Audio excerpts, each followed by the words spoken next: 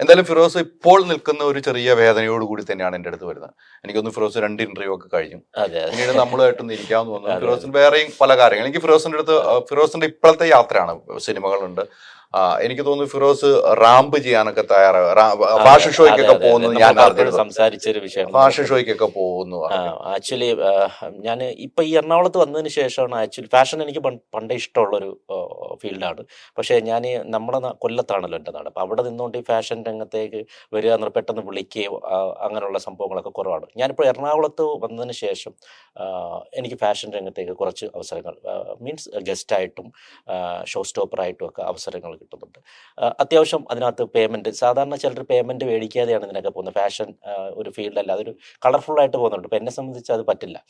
കാരണം നമ്മുടെ തൊഴിലാണ്. അപ്പോൾ തൊഴിലിൻ്റെ ഭാഗമാണ്. അപ്പോൾ ഞാൻ അതിൽ എനിക്കൊരു എമൗണ്ട്, മാന്യമായ ഒരു എമൗണ്ട് തന്ന എമൗണ്ട് മേടിച്ചിട്ടാണ് ഞാൻ ഗസ്റ്റായിട്ട് പോകുന്നതും ഷോ സ്റ്റോപ്പറായിട്ടൊക്കെ പോകുന്നത്. സോ ഇപ്പം അതിനൊരു വലിയ അടി കിട്ടിയിരിക്കുകയാണ്. ഒരു ആക്ച്വലി 2-3 ഷോ ഇപ്പം വന്നിട്ട് അത് ക്യാൻസലായിപ്പോയി. അത്യാവശ്യം നല്ല പേയ്മെൻ്റ് ഒക്കെ പറഞ്ഞ് അത് ഫൈനൽ സ്റ്റേജിൽ അത് പിന്നെ ക്യാൻസലായിപ്പോയി. ക്യാൻസലാകാനുള്ള കാരണം പ്രഷർ പെട്ടെന്ന് നിങ്ങൾ നമ്മൾ പിരിഞ്ഞത് കൊണ്ടാണ്, ഡിവോഴ്സിലേക്ക് എത്തിയത് കൊണ്ട് വല്ലതാണോ? ഒരിക്കലുമല്ല, അതുമായിട്ടൊരു ബന്ധമില്ല. അതായത് ഇതിൽ ഏറ്റവും വേദനാജനകമായ ഒരു സംഭവം എന്ന് പറഞ്ഞാൽ നമ്മുടെ ഫീൽഡിൽ തന്നെയുള്ള ഈ ഫീൽഡിൽ നിന്നും അരി മേടിച്ച് കഞ്ഞി വെച്ച് കുടിച്ച് ജീവിക്കുന്ന ഒരു വ്യക്തി തന്നെയാണ് ഇത് മുടക്കിയത്. വേറെ ആരുമല്ല.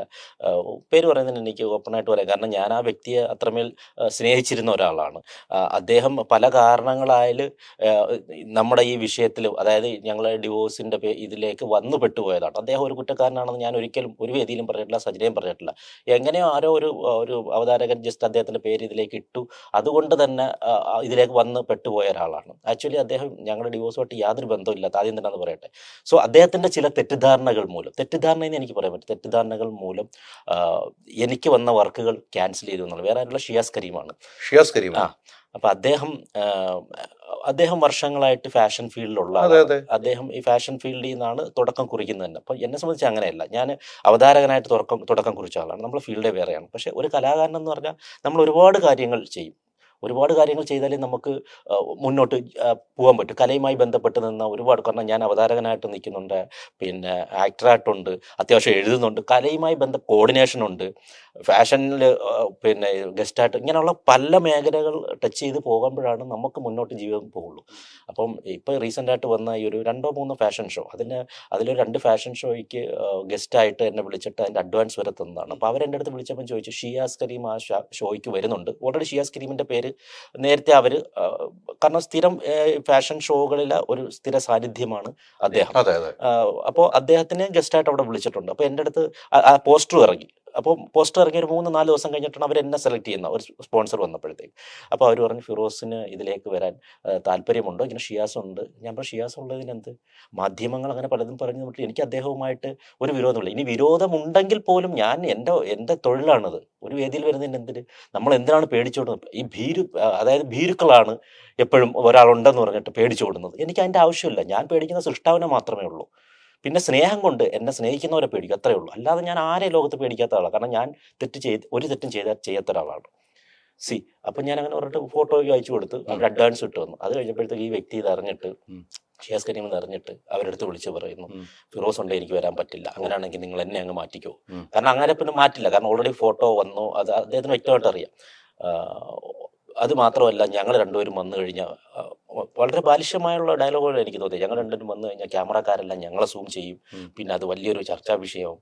അപ്പം ഞാൻ ആലോചിക്കുകയാണ്, ഈ 3.5 കോടി ജനങ്ങൾ കിടക്കുകയാണ്, എത്രയോ സെലിബ്രിറ്റീസ് ലെവലിൽ നിൽക്കുന്നവരുണ്ട്. ഈ ഷിയാസ് എന്താണ്, ഞാൻ എന്താണ്? നമ്മളെ ക്യാമറക്കാരെല്ലാം കൂടെ വന്ന് സൂം ചെയ്ത് നാളത്തെ വിഷയമാവാൻ നാട്ടുകാർക്ക് ഒരുപാട് കാര്യങ്ങളുണ്ട്.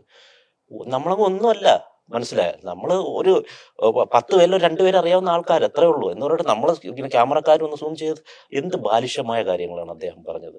എനിക്ക് ഈ പറഞ്ഞ വ്യക്തി എനിക്കത് വിളിച്ച് എനിക്ക് പറഞ്ഞു ഇങ്ങനെയൊക്കെയാണ് കാര്യങ്ങൾ. അങ്ങനെ ഞാൻ എന്ത് ചെയ്യുന്നറിയോ, ഞാൻ ഷിയാസിനെ വിളിച്ചു. അപ്പോൾ ആദ്യം വിളിച്ചിട്ട് പുള്ളി എടുത്തില്ല. ഞാൻ അങ്ങനെ മെസ്സേജ് ചെയ്ത്, എന്താണ് നീ ഫോൺ അറ്റൻഡ് ചെയ്യാത്തത്? മെസ്സേജ് ഇപ്പോഴും എൻ്റെ കിടപ്പുണ്ട്. നീ വിളിക്ക്, നീ ഒരു ഈമാനുള്ള വ്യക്തിയാണ്, നീ ഫോൺ വിളിക്കുക. എന്താണ്? ഒരുപക്ഷെ നമ്മൾ എന്തെങ്കിലും നിന്റെ തെറ്റിദ്ധാരണ പറഞ്ഞാൽ തീരാവുന്ന കാര്യങ്ങളേ ഉള്ളൂ ലോകത്ത്. കാരണം എൻ്റെ കയ്യിൽ 100% ശരിയായതുകൊണ്ടാണ് ഞാൻ അങ്ങോട്ടും വിളിക്കുന്നത്. സോ ഇവൻ എടുത്തില്ല. എന്നിട്ട് ഞാൻ പിന്നെ സജിനെ വിളിച്ചു. ഉം. സജിനെ വിളിച്ചിട്ട് സജിന ഇതേപോലെ പിന്നെ ഷിയാസ് അവൻ്റെ തെറ്റിദ്ധരിച്ചിരിക്കുകയാണ്, പിന്നെ നീ ഒന്ന് വിളിക്കാൻ പറ, കാരണം എൻ്റെ കഞ്ഞിയിൽ പാറ്റിട്ട് എൻ്റെ 2-3 വർക്കുകൾ കളഞ്ഞ്. എനിക്കിപ്പോൾ ആ വർക്കുകളുണ്ട് വളരെ ആശ്വാസമാണ്. ഉം. കാരണം അത്യാവശ്യം ക്യാഷ് കിട്ടുന്നൊരു പരിപാടിയാണ്. അപ്പോൾ അത് പാടില്ലല്ലോ. അപ്പോൾ സജിന അവനെ വിളിച്ചിട്ട് ഇങ്ങനെ പറഞ്ഞു, എന്തുകൊണ്ട് നീ ഇങ്ങനെയൊക്കെ കാണിക്കുന്നു. സജിനെ വിളിച്ച് അവനെ വഴക്കുറേ എന്തോ ചെയ്തു. ഉടനെ അവൻ വാട്സപ്പിൽ തന്നെ തിരിച്ച് കോൾ ചെയ്തു. ഉം. കോൾ ചെയ്തിട്ട് ഇതേപോലെ പിന്നെ അല്ല എനിക്ക് നിങ്ങളുണ്ടെങ്കിൽ പറ്റത്തില്ല, നിങ്ങൾ ഇവിടെ ഒറ്റയ്ക്ക് വെക്കോ, എനിക്ക് പറ്റത്തില്ല. അത് ഞാൻ പറഞ്ഞ എനിക്ക് അവിടെ നിന്ന് അവർ വിളിച്ച് പറഞ്ഞു, നീ ക്യാമറ കാര്യങ്ങൾ അതൊക്കെ നീ ആരായിന്, ഞാൻ നീയൊക്കെ അത്രയും വലിയ സംഭവമല്ല, അത് ആദ്യം നിർത്തുന്നൊക്കെ പറഞ്ഞിട്ട് ഞാൻ സംസാരിച്ചു ഇതാക്കി. പക്ഷെ പുള്ളി അത് അങ്ങോട്ട് അടുക്കുന്നില്ല. പുള്ളി പറയുന്നില്ല അങ്ങനെ വരാൻ പറ്റത്തില്ല. അപ്പൊ ഞാൻ പറഞ്ഞു, അപ്പം നിനക്ക് എന്നെ പേടി ഉണ്ടാവുമായിരിക്കും. പേടി ഉണ്ടായത് കൊണ്ടാണല്ലോ ഞാൻ വരുന്നൊരു വേദിയിൽ നിനക്ക് വരാൻ പറ്റാത്തത്. എന്നാൽ പുള്ളി പറയുന്നില്ല അങ്ങനെ പേടിയില്ല, അങ്ങനെയാണെങ്കിൽ ഞാൻ എവിടെ ഉണ്ട് അവിടെ വരാം. അതായത് ഗുണ്ടായിസം പോലെ. ഞാൻ പറഞ്ഞു എനിക്ക് ഇടിച്ചു തോൽപ്പിക്കാനെന്നുള്ള ഇതില്ല, അതിന്റെ ആവശ്യം എനിക്കില്ല. നീ ബാലിശമായി ചിന്തിക്കുക, നീ പ്രാക്ടിക്കലായിട്ട് പറയൂ. നീ ഒരാളുടെ കഞ്ഞി പാറ്റിട്ടിട്ടാണോ നീ ഇങ്ങനെ, എന്തിന്റെ പേരിലാണ് അതെനിക്ക് മനസ്സിലാവുന്നില്ല. എന്തിന്റെ പേരിലാണെന്ന് പോലും എനിക്ക് മനസ്സിലാവുന്നില്ല. അങ്ങനെ ചുരുക്കം പറഞ്ഞ അങ്ങനെ സംഭവം. പക്ഷെ പുള്ളി അടുക്കുന്നില്ല. ഇന്നലെ ആ ഷോ കഴിഞ്ഞു. ഇനിയിപ്പോ നാളെ 19th അടുത്ത ഷോ ഉണ്ട്. അതൊക്കെ പക്ഷെ അത് ഇങ്ങനെ ക്യാൻസൽ. ഇപ്പൊ ഫാഷൻ ഷോയിലെ മിക്ക കുറെ ഷോകളും ഇത് കാരണം എല്ലാ ഷോയിലും. അപ്പൊ ഞാൻ പറഞ്ഞു എനിക്ക് അത്യാവശ്യം പൈസ മേടിച്ചിട്ടാണ് ഞാൻ ആ പരിപാടിക്ക് പോകുന്നത്.